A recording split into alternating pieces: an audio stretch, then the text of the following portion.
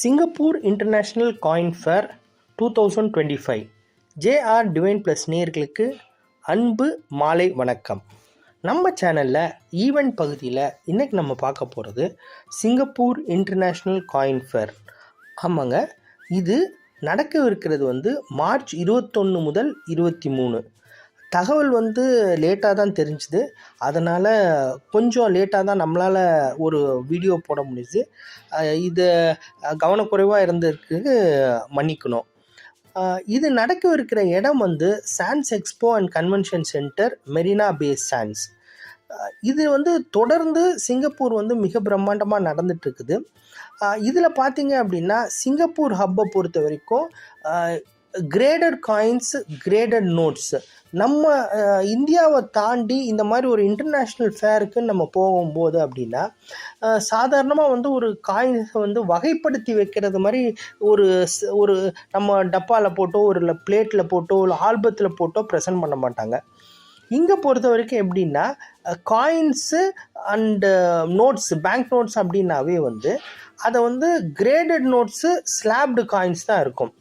So இதில் பொறுத்த வரைக்கும் எப்படின்னா நம்ம ஒரு எப்படி வகைப்படுத்தலாம் அப்படின்னா நம்மக்கிட்ட denomination wise, year wise, mint wise இந்த மாதிரி இருக்கிறதுல கிரேடட் நோட் கலெக்டர்ஸ், அதாவது ப்ரீமியம் பையர்ஸ், ப்ரீமியம் செல்லர்ஸை இந்த சிங்கப்பூர் கண்காட்சியை எதிர்பார்க்கலாம்.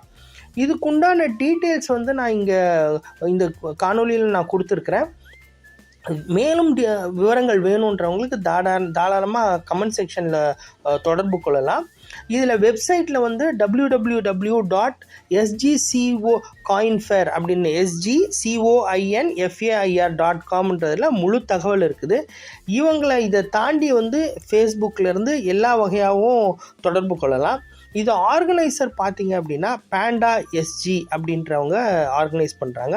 இவங்க மிக பிரபலமான ஒரு பேங்க் நோட்ஸு, கரன்சிஸ் டீலர்ஸு. இது மாத்திரம் இல்லாமல் உலக அளவில் வார் டோக்கன்ஸ், வார் கூப்பன்ஸ் இவங்ககிட்ட ஒரு பிரம்மாண்டமான பெரிய கலெக்ஷன்ஸே இருக்குது.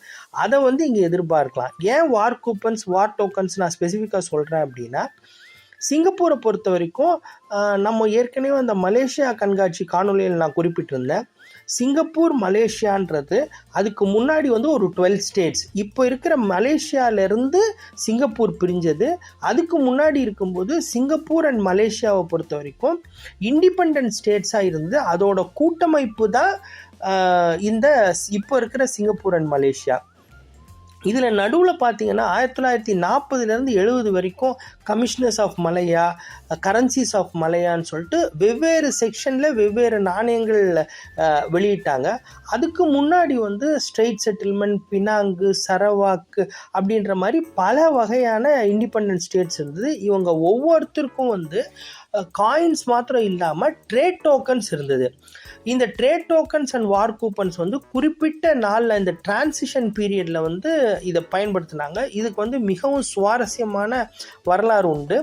அது நீங்கள் தொடர்பு கொண்டீங்கன்னா நான் தனிப்பட்ட முறையில் சொல்ல தயாராக இருக்கிறேன். இல்லாட்டி நம்ம அது ஒரு சிறப்பு காணொலியாகவும் நம்ம தாராளமாக வெளியிடலாம்.